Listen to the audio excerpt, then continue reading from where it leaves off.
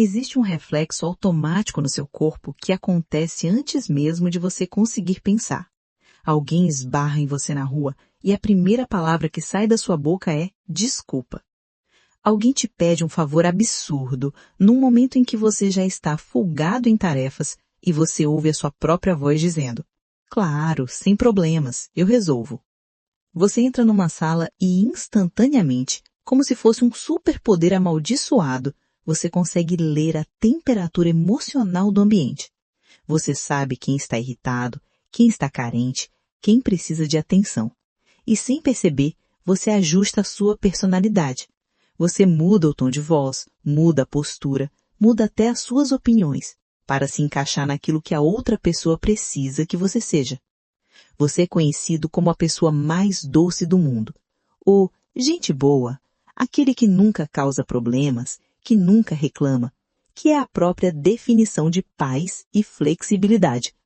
As pessoas adoram você. Elas dizem: quem dera todo mundo fosse igual a você. Mas existe um segredo que você guarda às 7 chaves, talvez até de si mesmo. Debaixo desse sorriso complacente e dessa disponibilidade infinita, existe um vulcão de ressentimento prestes a entrar em erupção. Existe uma exaustão que penetra até a alma. E, lá no fundo, existe uma raiva silenciosa e corrosiva. Uma voz que grita: por que ninguém cuida de mim como eu cuido deles? Por que eu tenho que carregar os sentimentos de todo mundo? Se isso soa familiar, eu preciso que você respire fundo agora. Porque o que vamos discutir hoje vai doer, mas é o tipo de dor que cura. Vamos arrancar a máscara da bondade. Vamos descobrir que o seu comportamento não é altruísmo, não é santidade e, muitas vezes, nem sequer é uma escolha. O que você tem é um mecanismo de sobrevivência brutal chamado fawn response, ou resposta de adulação. Você não é bonzinho porque quer. Você é bonzinho porque em algum nível profundo e inconsciente você acredita que se parar de agradar, você morre. Para entender a arquitetura dessa prisão, precisamos olhar para os 4 mecanismos de defesa do trauma. Todo mundo conhece a luta, quando você ataca, ameaça. Todo mundo conhece a fuga, quando você corre. Já falamos aqui no canal sobre o congelamento, quando você trava. Mas existe o 4º elemento, o mais sofisticado e socialmente aceito de todos, o fawn, adular. A resposta de adulação acontece quando a ameaça é grande demais para ser combatida e impossível de ser evitada. Mas, ao contrário do congelamento, você tenta negociar com o predador. Você tenta se tornar útil para ele. A lógica biológica é: se eu fizer o que ele quer, se eu me tornar indispensável, se eu for exatamente quem ele espera que eu seja, ele não vai me machucar. É a estratégia de sobrevivência através da submissão e do apaziguamento. E isso quase sempre começa na infância. Geralmente, o adulto agradador foi uma criança que teve que orbitar ao redor das emoções dos pais. Talvez você tivesse um pai explosivo, cujos gritos faziam a casa tremer, e você aprendeu a pisar em ovos, a ser invisível e a acalmá-lo para evitar a próxima explosão. Ou talvez você tivesse uma mãe depressiva, frágil ou narcisista, que fazia você sentir que a felicidade dela era a sua responsabilidade pessoal. Nesse ambiente, ter necessidades próprias era perigoso. Dizer não era um ato de guerra. Ter uma opinião diferente era visto como traição. Então você assassinou a sua autenticidade para garantir o seu vínculo. Você aprendeu que o amor não é algo que se ganha por quem você é, mas um pagamento que você recebe por quão bem você serve. Você se tornou um camaleão, um especialista em ser o espelho dos outros, refletindo o que eles queriam ver e escondendo, com vergonha, quem você realmente era. E o que acontece quando essa criança cresce? Ela se torna um adulto que não tem bordas. Um adulto que não sabe onde ele termina e onde o outro começa. A tragédia do agradador é que ele vive num estado constante de mentira. Eu sei, é uma palavra forte. Mas pense comigo. Quando você diz sim, querendo dizer não, você está mentindo.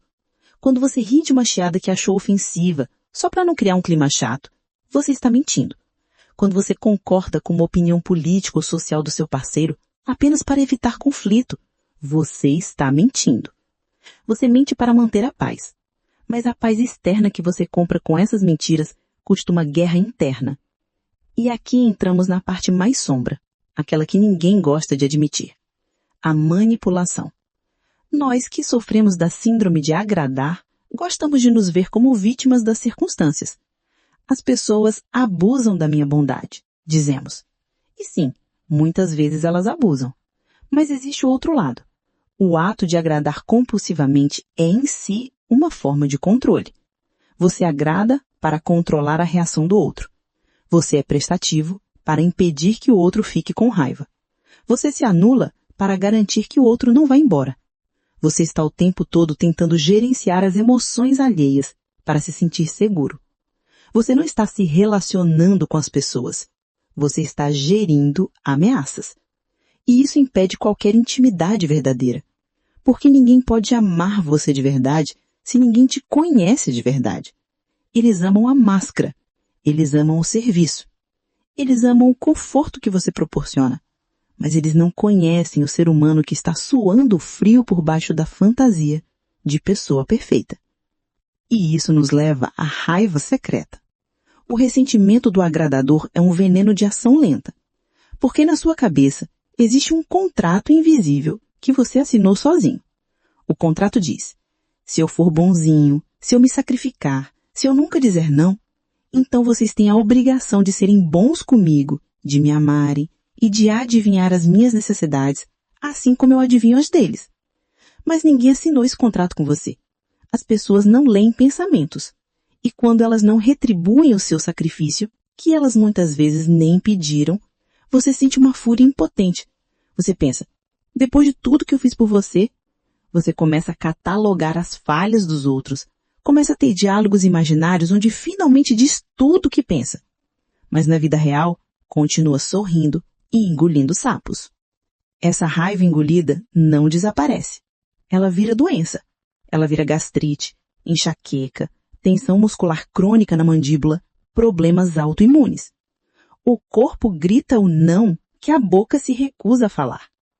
Além disso, o agradador tem um ímã terrível para narcisistas e personalidades egocêntricas. Não é azar, é química.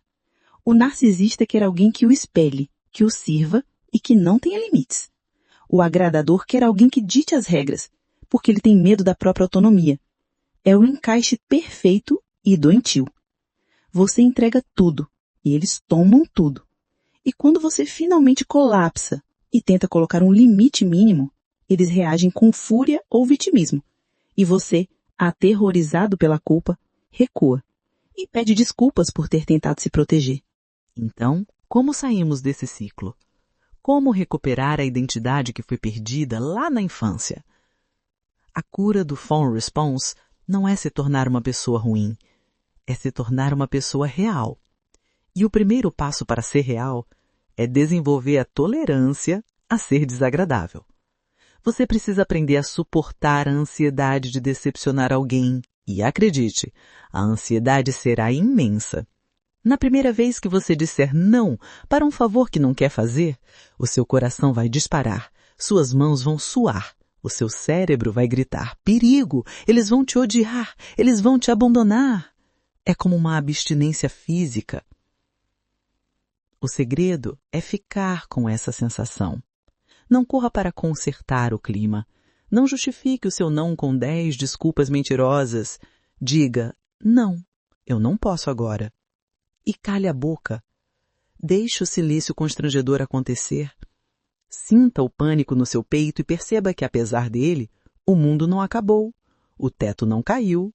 Você não morreu. Você precisa começar a praticar limites pequenos, quase invisíveis. Comece com estranhos, com um garçom, com um atendente de telemarketing, depois avance para amigos seguros e, finalmente, para a família e relacionamentos. E aqui vai o teste de fogo. Quando você começar a impor limites, algumas pessoas vão sair da sua vida. E isso vai doer. Mas preste atenção. As únicas pessoas que ficam com raiva quando você impõe limites são aquelas que se beneficiavam da sua falta de limites. Se alguém gosta de você apenas quando você é submisso, Essa pessoa não gosta de você. Ela gosta do uso que faz de você. Deixar essas pessoas irem embora não é uma perda, é uma limpeza.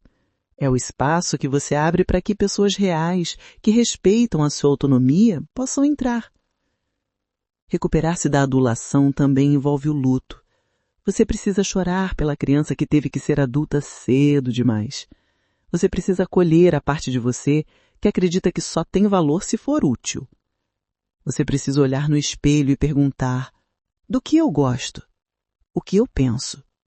O que eu quero comer hoje, não porque o outro quer, mas porque eu quero.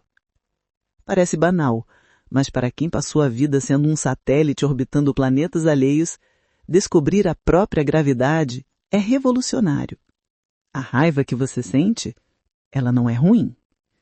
A raiva é uma parte vital da sua psique. A raiva é o cão de guarda da sua alma. Ela late quando alguém invade o seu quintal.